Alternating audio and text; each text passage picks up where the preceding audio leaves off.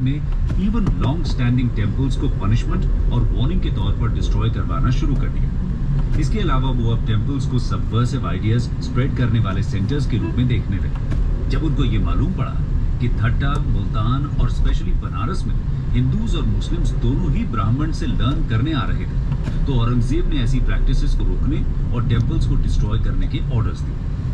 इन orders के चलते बनारस के फेमस विश्वनाथ टेम्पल और मथुरा के केशवराय टेम्पल को डिस्ट्रॉय करवा दिया गया। इसी कॉन्टेक्स्ट में ओडिशा के कई टेम्पल्स को डिस्ट्रॉय करवाया गया। टेम्पल डिस्ट्रक्शन वॉर्स के समय ज्यादा हुआ करता था। 1679-80 में राठौर्स ऑफ मारवाड़ और उदयपुर के राणा से वॉर्स के दौरान भी जोधपुर और उदयपुर में टेम्पल्स को डिस्ट्रॉय करवाया गया। लेकिन 1679 के बाद औरंगजेब का टेम्पल डिस्ट्रक्शन का एंथुजियाज्म एक तरह से खत्म हो गया, क्योंकि इसके बाद कोई भी लार्ज स्केल डिस्ट्रक्शन देखने को नहीं मिला।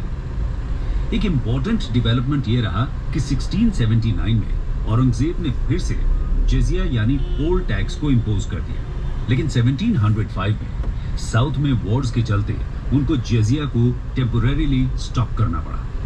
भले ही औरंगजेब इस्लाम में कन्वर्जन को इनकरेज करने को लेजिटिमेट मानते थे, लेकिन लार्ज स्केल और फोर्स्ड कन्वर्जन्स का कोई भी एविडेंस नहीं मिला है। न ही हिंदू नोबल्स के साथ डिस्क्रिमिनेशन किया जाता था।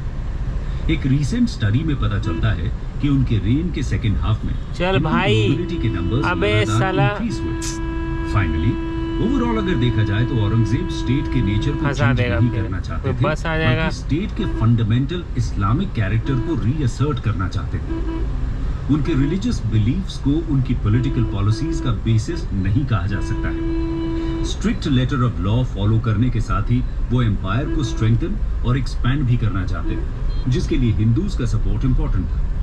अब आगे बढ़ते हैं और देखते हैं औरंगजेब के रेन में हुए एम्पायर के एक्सपेंशन और रिबेलियंस के बारे में। Expansion and rebellions. सक्सेशन के वॉर्स के दौरान कई लोकल जमींदार्स और राजाज ने रेवेन्यूज को रोक दिया। मुगल टेरिटरीज और हाईवेज को प्लंडर करना भी शुरू कर दिया। थ्रोन पर बैठने के बाद औरंगजेब ने एक स्ट्रॉन्ग रूल को सेटअप किया। उनका सबसे पहला मेजर था इंपीरियल अथॉरिटी और प्रेस्टीज को रीअसर्ट करना। शुरुआती दौर में औरंगजेब कॉन्क्वेस्ट और एनेक्सेशन की जगह कंसोलिडेशन करना चाहते थे। इसी के चलते बीकानेर में एक आर्मी भेजकर ओबीडियंस एनफोर्स किया गया, लेकिन एनेक्स नहीं किया गया। बुंदेला चीफ चंपत राय, जो कि एक रेबल था, उनको हंट किया गया, लेकिन बुंदेल लैंड्स को एनेक्स नहीं किया गया। 1612 में जहांगीर के रेन में नॉर्थ बंगाल और वेस्टर्न असम के कुछ किंगडम यानी 200 meters, turn right onto Khilgaon Tattesalwai Road. वहाँ पर इधर कभी नहीं आएंगे। और मुगल्स के बीच लंबी स्ट्रगल चली। अहोम रूलर्स गुवाहाटी पर कब्जा करना चाहते थे, जिसके चलते स्ट्रगल स्टार्ट हुई। बंगाल के गवर्नर मीर जुमला पूरे असम को मुगल एम्पायर में जोड़ने के लिए लग गए। 1663 में अहोम किंगडम को एनेक्स करके एक ट्रीटी साइन की गई। इस ट्रीटी के कुछ समय बाद ही मीर क्या करना चाह रहा भाई, मुंह पे मार रहा है। उसने फिर से कॉन्टेस्ट को रिन्यू किया। लैक ऑफ रिसोर्सेज के चलते मुगल्स को फाइनली गुवाहाटी छोड़ना पड़ा। मीर जुमला के सक्सेसर शाइस्ता खान ने शौनदीप और चिटागोंग के आइलैंड को कैप्चर किया और अरकानीज पायरेट्स को भी उन्होंने रोका। इसके चलते Continue on Khilgaon Tattesalwai Road for 7 kilometers. Agra Delhi region के जाट्स सबसे पहला ग्रुप था जिन्होंने रिबेलियन की। 1669 में एक लोकल जमींदार गोकला की लीडरशिप में रिवोल्ट हुई। औरंगजेब ने पर्सनली मार्च करके रिवोल्ट को रोका और गोकला को एग्जीक्यूट करवा दिया। 1672 में नारनौल में सतनामीज का रिवोल्ट हुआ, जिसको फिर से औरंगजेब ने पर्सनली मार्च करके रोका।